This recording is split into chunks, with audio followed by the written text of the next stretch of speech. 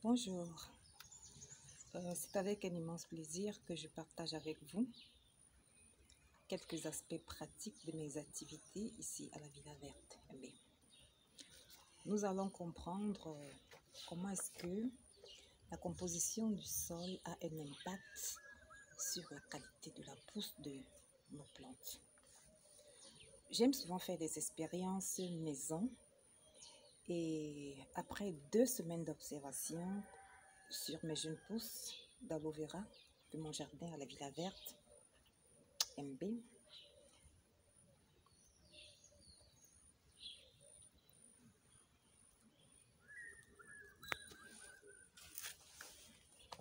voici série de recommandations que j'en ressors qui pourraient inspirer les uns et les autres à prendre soin de leur propre potager.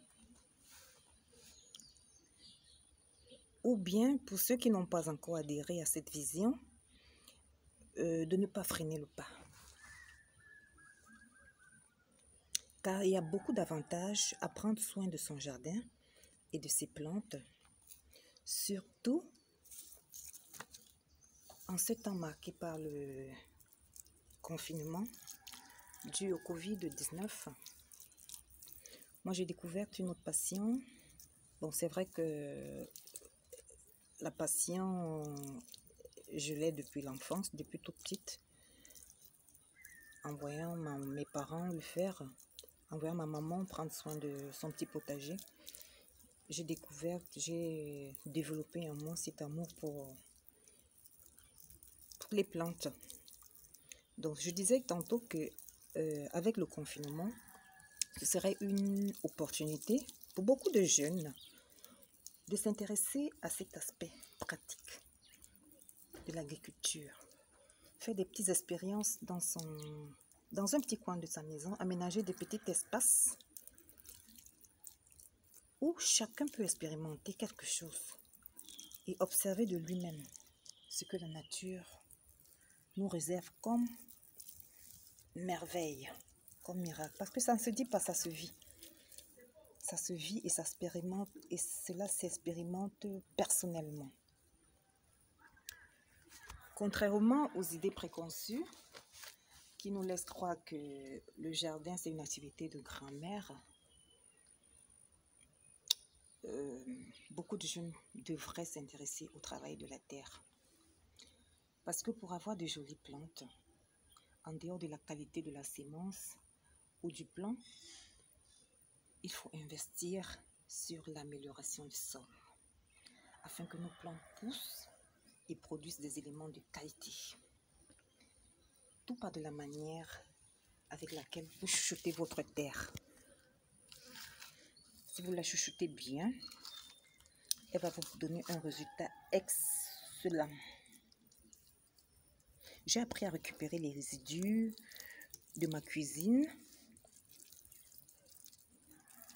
pour améliorer la qualité du sol qui porte mes plantes. Vous voyez là, par exemple, autour de ma jeune pousse, vous allez observer, vous avez du marc de café. Le marc de café, c'est ce qui reste après qu'on ait préparé son café. Vous avez les coquilles d'œufs qui sont une source par excellence de calcium dont les plantes ont besoin pour bien se développer. Vous verrez quelque part des peaux de bananes enfouies. Et aussi, il m'arrive de les arroser avec mes restes de bouillon de cuisine.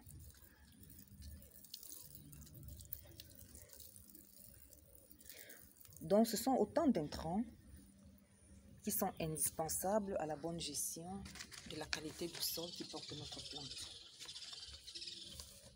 De cette observation, nous verrons que la productivité nette d'un jardin dépend de la productivité brute. Et la productivité brute dépend de la matière que nous utilisons pour entretenir notre sol. Parce que le carbone oxydé va conduire au carbone réduit par le biais de la photosynthèse. Et comme résultat, nous aurions des produits de qualité. Vous avez ce produit qui est un gel à base d'aloe vera. La qualité du produit dépend déjà de la qualité de la sémence, la qualité de la plante. Des plantes bien entretenues donneront une sémence, une production de qualité et cela va améliorer la finalité de votre produit. C'était une autre leçon ici à la Villa Verte, en espérant que vous avez aimé. À très bientôt.